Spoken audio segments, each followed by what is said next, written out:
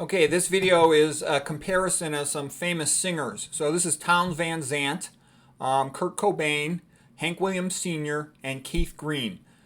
Okay, these guys all died at a very young age, and I want to compare their lives and their songs. I'll link to their songs in the description below the video. So Townes Van Zandt, he lived from 1944 to 1997, died at age 52. He had incredible, a mesmerizing melody. Like if you check out these songs of his, Waiting Around to Die, Our Mother the Mountain, Silver Ships Andalar, Kathleen, the melody is just beautiful. There's like a musical genius in this guy. But at the same time, he was a child of the 1960s and he destroyed himself. In his teenage years, he started sniffing glue, became an alcoholic, didn't have any religion in his life.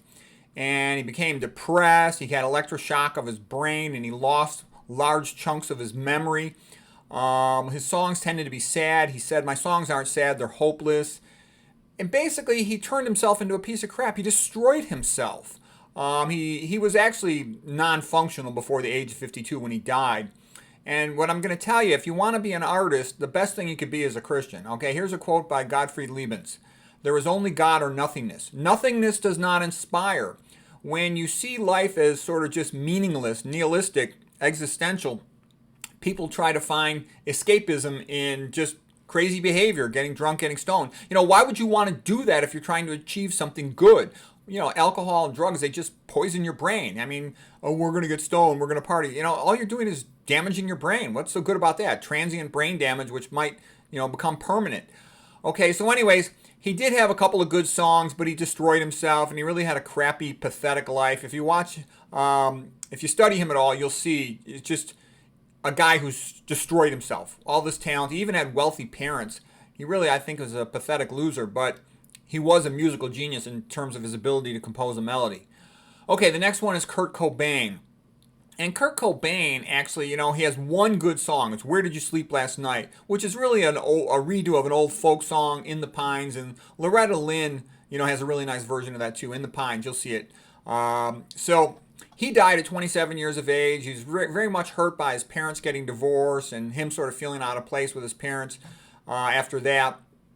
He married that singer Courtney Love that helped him for a little while, but he also started abusing substance. When you don't believe in God, and then he went into Buddhism and stuff. Okay, Buddhism's a godless religion. Okay, we're supposed to say all religions are equal. I don't believe they are. Okay, and I'll tell you why. I look at Johann Sebastian Bach, Michelangelo. They say I dedicate my art, my work to God. Okay, and they produce incredible work and they live long lives. All right. Whereas I see all these guys, Mr. Cool, rock and roller, this and that. They're on drugs and they're dead in their 20s or 30s, or they live, really just self-destructive lives, okay? I just want to show you this because here's this guy who did certainly have a tremendous amount of musical talent, playing the guitar and singing, but he just destroyed himself, okay? And there was one, he became pretty wealthy from his songs, even though I think they stink. They're just sort of like pathetic, stoner, drugged out music. And one comedian said about, Kurt Cobain, what's he complaining about? His bank account was full and his balls were empty. And he's just like pathetic, disgusting, And if you look at his album covers, they're just sort of vulgar and degrading. He became a heroin addict. He was fooling around with LSD. And this idea of Buddhism, it's totally overrated. The reason why people talk so positively about some of these Eastern religions is because it's harmless, okay? What did Ashok, when the ruler, the brutal dictator, when he took over India, he told everybody, I want you to meditate, sit on your butt and say Om, okay? Because it makes you passive, it makes you weak when you just talk to yourself, okay? All rulers hate Christianity because it tells the people, get together, help each other, be unified, okay? They hate that, all right? That's why they criticize it and they try to forbid it because, if the people are unified and helping each other, then it's harder to turn them into slaves and brutalize them and steal all their stuff. Okay, let's see what else. And this is from the book That Made Your World by Vishal Mangalwadi. He's a guy from India who converted to Christianity, and he said what saved India was the Christian missionaries that came over that sort of just energized the people. And I've seen a lot of examples of that, like Vishal Mangalwadi, also Dinesh D'Souza and a bunch of other ones. So anyways, Vishal Mangalwadi says, in the USA before the 1960s, teen suicide was almost non-existent, but now it's common. He also says it's impossible to practice good psychology without theology. And I would agree with that. I would say that modern psychology, it's accumulated some useful knowledge. It's accumulated some good ideas from Carl Jung and from Alfred Adler and from a few other ones. But it ends up getting itself into trouble that without having grounded principles, it has no fixed center, no position. You go to a modern psychologist, they can't tell you the difference between a man and a woman. How can you talk to somebody about relationships if you don't know the difference between a man and a woman? That's a pretty basic part of things, isn't it? Okay, and if you can't say what is a good man, Christianity has no problem with it. Christianity says a good man is to be like Jesus Christ and the saints, okay? That's easy, all right? What's good art? We'll take a look at all of our paintings from the Renaissance, from the Victorian Renaissance. Good sculpture, good architecture. Take a look at our cathedrals, okay? Take a look at the Pietà, Michelangelo, etc., etc. It's easy. They know what's right and wrong, is they know what's good and bad, okay? And they started science. So anyways, what I'm trying to tell you is if you want to be a great artist, and also if you want to be a great scientist doing a great thinker, this all really helps.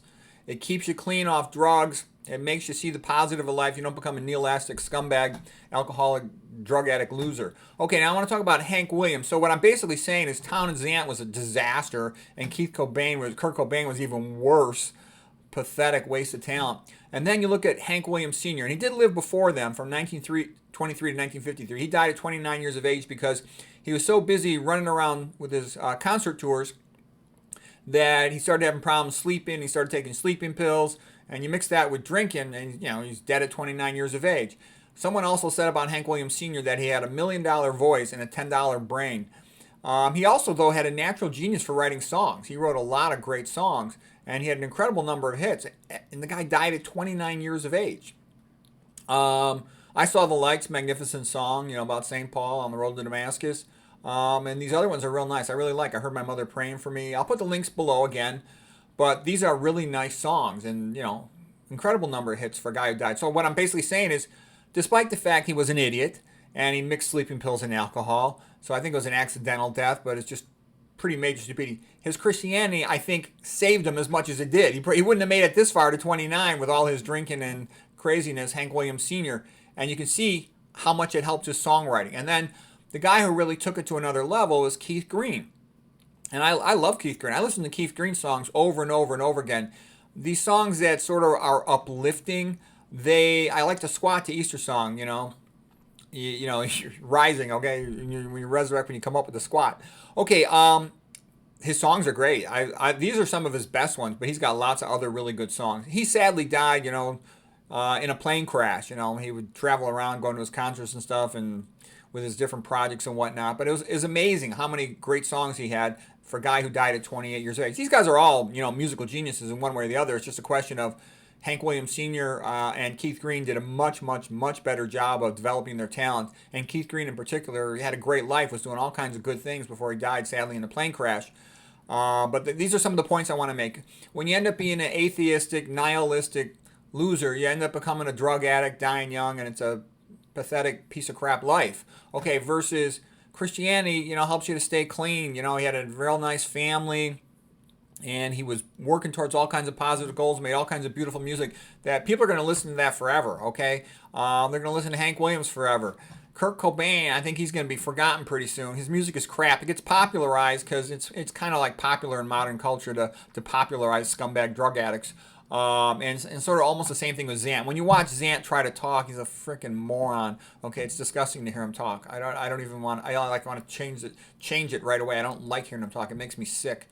Okay, anyways, I love Keith Green, and I think Hank Williams was great, even though he messed up. I'll link below for the songs, and you can just see. And if you're young out there, learn from this. You want to be a great artist. The music in Christianity, there's nothing even close. They try to pretend all the religions and spiritual practices are the same. That's BS, okay? Christianity's produced 10 times better music, 1,000 times, not even 10 times, 100, 1,000 times better music, better painting, better art, okay? Show something that compete with it, okay? I'd love to. Put it in the comments below and I'll look it up. Don't even kid yourself, all right? So that's one of the reasons why people say, oh, you shouldn't talk about religion or what. I will talk about it because it's one of the secrets of my personal strength. It's one of the secrets of the personal strength of lots and lots of great people I've studied from the past and known in the present. So I will always support it and defend it because it's the right way to think. It's a good way to think. It makes people better, it makes them happier, it makes them nicer. Yeah, they're not perfect. There's plenty of jerks that, claim to be Christians as well, but they're a lot better than they would be without it.